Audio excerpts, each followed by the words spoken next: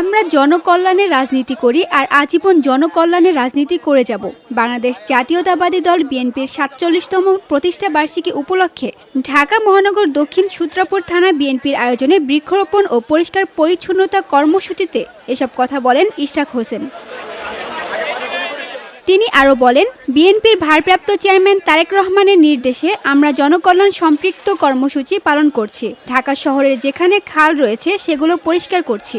আমাদের এই কার্যক্রম অব্যাহত থাকবে। আমাদের প্রতিটি নেতাকর্মীকে এই নির্দেশ দেওয়া রয়েছে।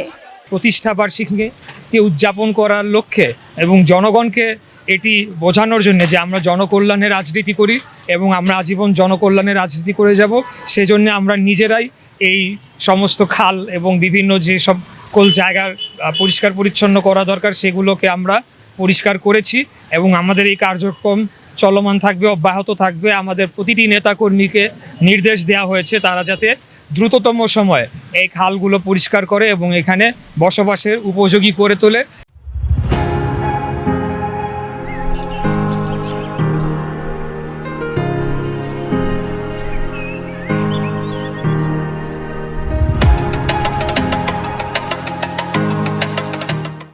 এ সময় উপস্থিত ছিলেন মোজাম্মেল হক মুক্তা, যুগ্ম আহ্বায়ক ওয়ারী থানা বিএনপি, মকবুল ইসলাম টিপু সদস্য ঢাকা মহানগর দক্ষিণ বিএনপি, আব্দুল আজিজ আহ্বায়ক সূত্রাপুর থানা বিএনপি, আব্দুল কাদের আহ্বায়ক গ্যান্ডারিয়া থানা বিএনপি, আব্দুর রহিম সদস্য সচিব ঢাকা মহানগর দক্ষিণ ছাত্রদল, সুরাইয়া বেগম যুগ্ম আহ্বায়ক কোতোয়ালি থানা বিএনপি সহ ঢাকা ৬ আসনের বিভিন্ন অঙ্গ ও সহযোগী সংগঠনের নেতাকর্মী।